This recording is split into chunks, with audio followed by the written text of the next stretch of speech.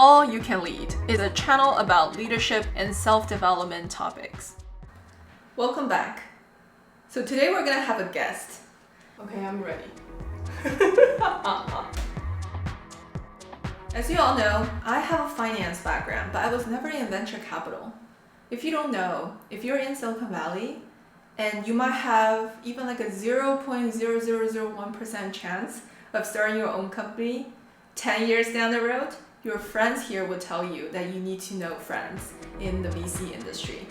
So today we have Sandeep Aneja, who is exactly you wanted to meet in venture capital if you're interested in starting your own company, investing, or getting good advice about leadership. And we first met at an IFC education conference back in 2016. Oh wow. Yeah. 6 years now.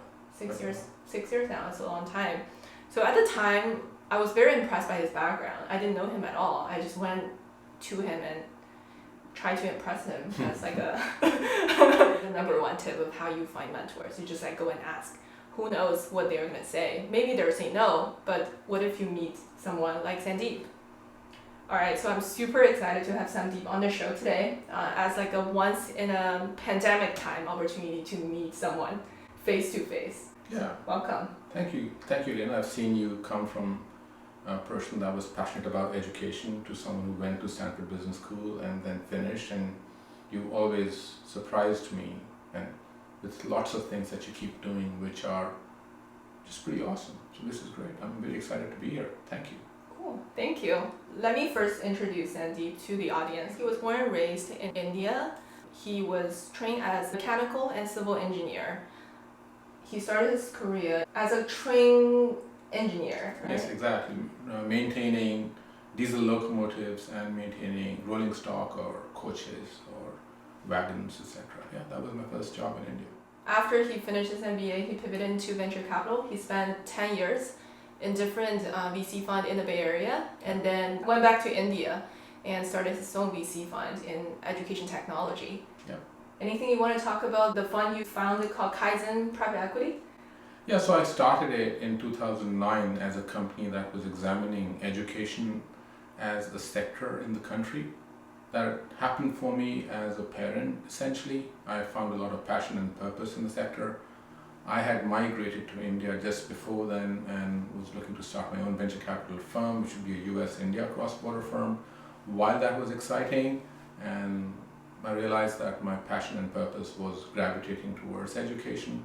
So this Kaizen entity started as an effort to understand the sector and make it known to others from an investment perspective, because all I knew was investments. And I always thought that if we could bring smart capital to a sector, we could transform the sector. And I hadn't seen a single change since the point I was partly beneficiary of the education system in India to where things were when I went back for my kids. I saw it pretty stagnant, in fact, in many cases worse off. So I wanted to improve it, and it was a huge opportunity. So from a commercial and a personal do well, do good kind of perspective. So I took it on. A fun fact about Sandeep is he doesn't suffer from jet lag like a lot of us. He is a global citizen. Where do you live? You live in Singapore? Yeah. Where is it?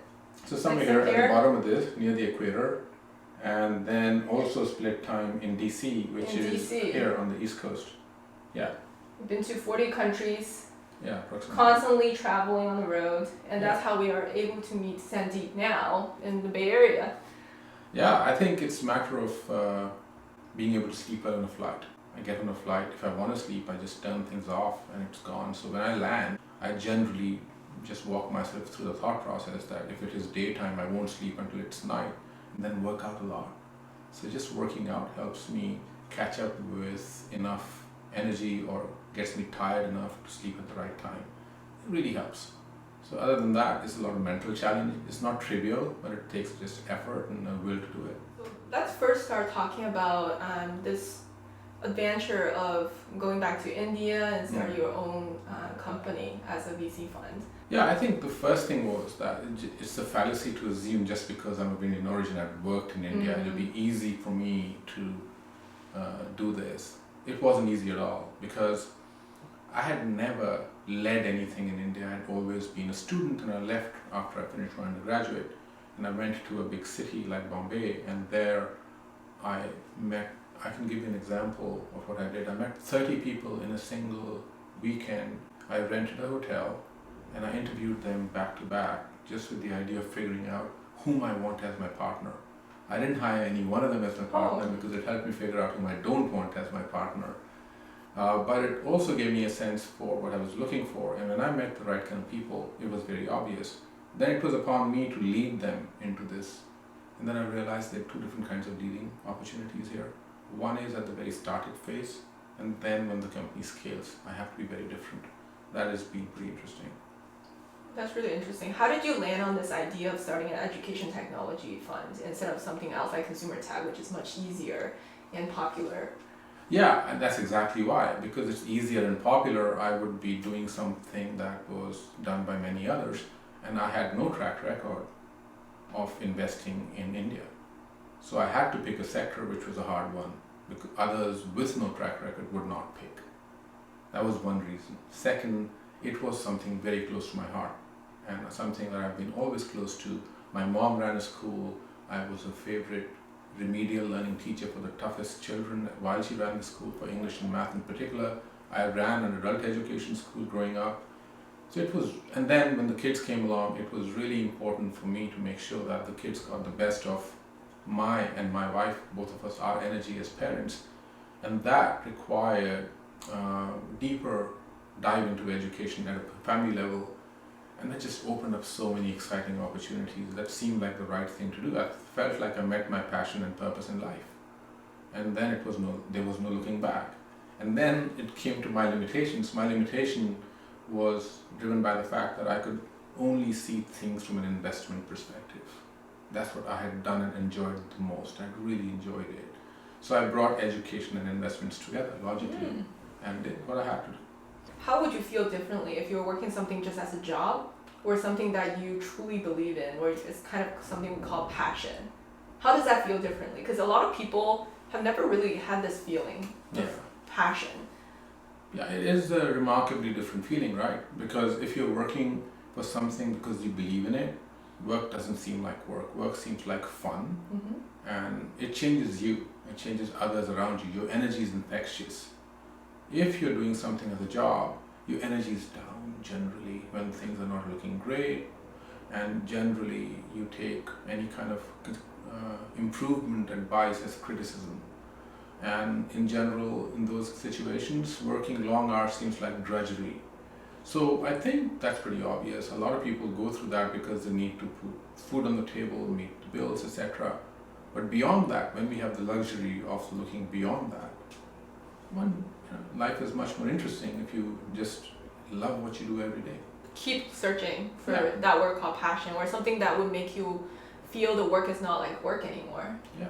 Can you share a little bit about your leadership challenge when starting this fund in the first place? Like looking for your partner or hiring the first employee? Yeah, so looking for partner was the biggest challenge. I had to, as a stranger, walk into a strange city and meet all the people and find one or two people who would work with me in building something meaningful. I knew I could not do it alone. I also knew that I needed someone who understood India and India business better than I did. So I met a bunch of people, and the first thing to do was to, when you're starting something, the way to lead in the beginning, in my opinion, is to lead by example, which means I needed to write the documents, I needed to do PowerPoint presentations, build the models, and sit with them and show them what I wanted. And I had to put my savings to work in funding the salaries and the costs. I had to show them that I was all in. That was very, very important for them to leave what they were going to do and come and work with me. For example, the first employee, he had a full-time job at a bank, and he was my free intern, Gaurav. And when he got the job, I wasn't really able to hire him, but in May 2009, I told him, now I have a job for you, and I used my money to pay him. And then we got J2 to join, and J2 joined because he could see that I was willing to do anything to make this work. He saw it for about a year, he tested me. He saw complete commitment. And then he gave up a lot of what he was doing, and a lot of that was education, to come and join me as a partner. So it was an undying sort of commitment and purpose that was visible to them, and all in. That doesn't work when you are leading a company that's already been established. It works in the early days, but when you're running an established company, you don't want to be showing the all in and I lead by example kind of leadership attitude. Why is that? Because then it becomes an obstacle. You cannot be good at everything. Once you should be then good at finding the best people and empowering them. So in the beginning, it's all about ownership and enthusiasm and initiative. Later, it's all about empowerment and making people do the best for you, with you. Right. And they are definitely better than you in many areas. And so hiring better than you in other areas is critical. Oh, that's really interesting. I'm curious, when you first started, you probably struggle with this mindset of, should I wait for the best person to show up and keep waiting? Or should I just like pick someone like as soon as possible and then hopefully you can change them and make them better? Yeah, so they were core values. Very, very good question, because a lot of people struggle with it. I knew that if I wanted the best private equity or venture capital investor in India to come join me, they would likely not join me because I was going into very uncharted territory. So I knew that. Second, I was very clear how I wanted to do it. So I didn't want anyone to come and have equal say. I wanted to be the say. That was clear to me. Third, I wanted people with a shared sense of purpose. I wanted people with a shared sense of thought process around simple things like governance, compliance, transparency, honesty. And I wanted those qualities to be visible in the party that I would partner with. Therefore, the intense search for more than a year for the right partner. And that played out. So keeping the core values similar, keeping an eye on passion as a binding entity was very important for me in those days. You left a really deep impression on me. An interview question that you use to screen out candidates. Can you talk a little bit about that? That's a good one. Because I think when you are looking to find a company which you can invest in, I'm not looking for a company that's solving a brand new problem. The problems exist. I'm looking for a company where the team has a unique position of understanding, a unique insight into the problem, and a unique solution to the problem. Often we assume that a question starts and stops and has the same meaning for everybody. But let me give you an example, the same one that you're referring to. Why do you carry a suitcase when you fly? A lot of people say I carry a suitcase when I fly because I like the idea of having my things with me. And the real question really is, do you really want to take your things with you, or do you want them at the destination? Well, yeah, maybe I want my things at the destination. Why do I need to carry the suitcase as a nuisance after all? Then why do you carry it? Oh, because I don't have an alternative. Maybe you do. Maybe you should start a service which makes people have the choice of having their favorite things be delivered from a virtual concierge service at the destination without them having to carry a suitcase. Maybe that's another solution as opposed to having to carry a suitcase, because nobody likes it, but we do it. So the real question there is, what are you solving for? Are you solving for the right kind of suitcase, or why you want a suitcase? Are you solving for what belongings do you want at destination? That's the real underlying insight problem. So there are various different takes at it, and every one of these different ways of looking at what is known to be a known problem is what results in unique and interesting companies. So I look for that kind of thinking process in my employees and in my portfolio companies as well. Do you have a unique insights? Can you solve a problem from a different perspective? Or sometimes they're just looking for someone who can teach them, teach the interviewers something new that they didn't know about.